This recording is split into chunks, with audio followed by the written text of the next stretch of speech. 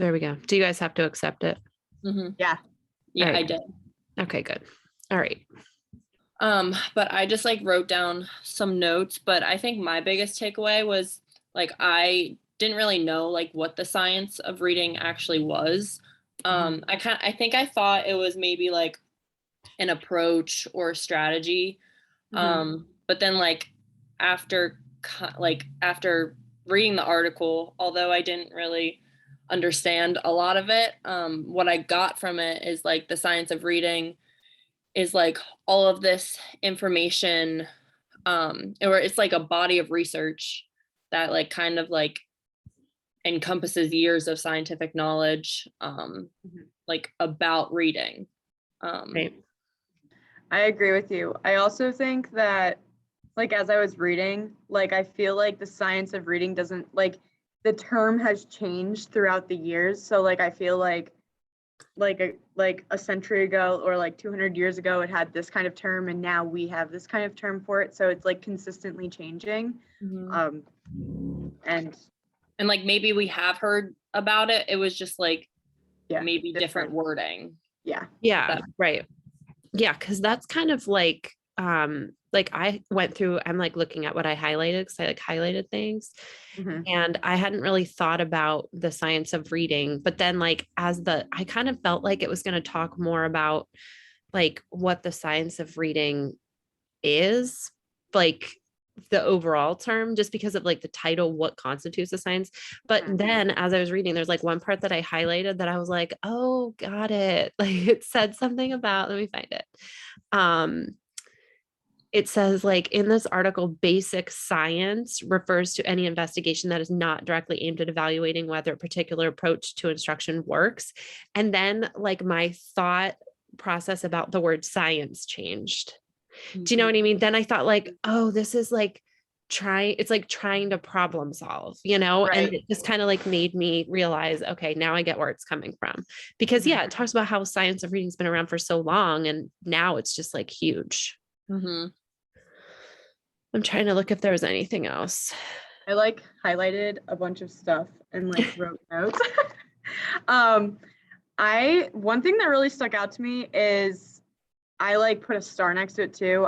We know that social economical status, racial identity, and the language heritage too often determines how successful students will be in gaining reading ability in our schools. And I kind of agree with that, just because like I have kids in here right now who like are of different like social economical statuses and stuff, and like they're all like different levels based on like where they're from, which is like crazy to think about. But like, I mean, it's true. I don't know. I just like put a star, and I put there's many different ways like to teach students, and like they all learn differently. So like there's not truly one way. So it makes sense why the science of reading like has all these different researches and trials and errors and everything like that.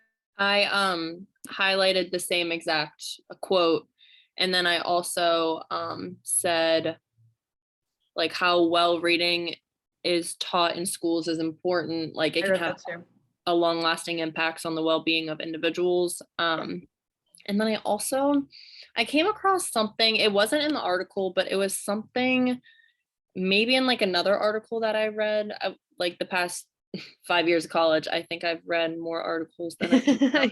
But yeah. Hold on. You guys can keep talking, and then I'm gonna find it, because it was like, oh, it was right here.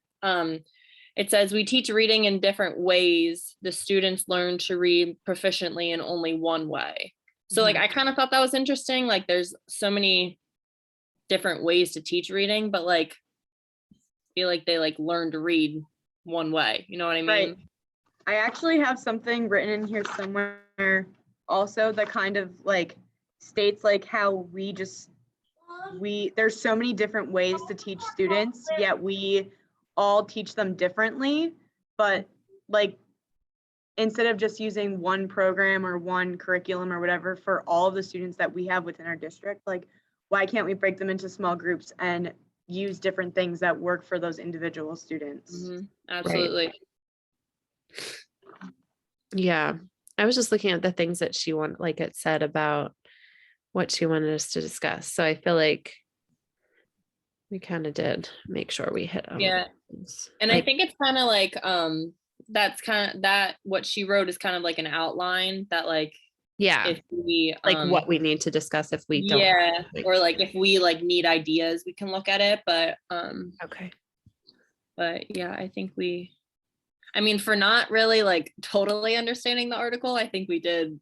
Yeah, I think well. it is like it's just Yeah. kind of like going through the history and how like you can't, and then also like some of the things that I pulled out that I thought were like interesting was like about how like, you know, there's like all these things done about like imaging of the brain, like all this research Yeah. that's done, but it's like that research is like okay, but like it's kind of silly because you can't teach anything from that, you know, like you can see that, but like one part was like that kind of study cannot tell us how to teach reading. Like, yeah, it shows you like what might be working or what might not be working, but it doesn't show you how to teach it. So I think it's just kind of like evolving, which then like I feel like this article like plays right into the next one then, because it's kind of like saying we can't just look at this research and be like, okay, this works. Let's just quickly go and put it into instruction and then eventually figure out that it doesn't work. You know, like you have to really look at everything before you make decisions about instruction. So I think that was kind of good to read. But yeah, I guess I kind of was like, whenever I read these articles, I think there's going to be like a whole bunch of stuff about like what to do, like how to teach things. And then I read it and I'm like, this is just telling me the science of reading history. Yeah. The language is what gets me. Like Yeah, a lot of it is like huge words, and I'm just like, oh, it's I know. hard to follow for sure.